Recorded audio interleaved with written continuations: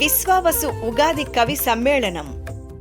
వేదరక్ష ఇచట విస్తృతమ్ముగసాగు వేదమయుడుగానా విష్ణుమూర్తి.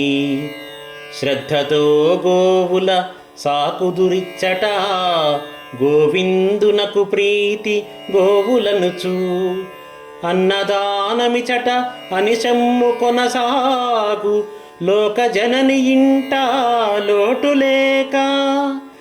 ఆరోగ్య పరిరక్ష అద్భుతముగసాగు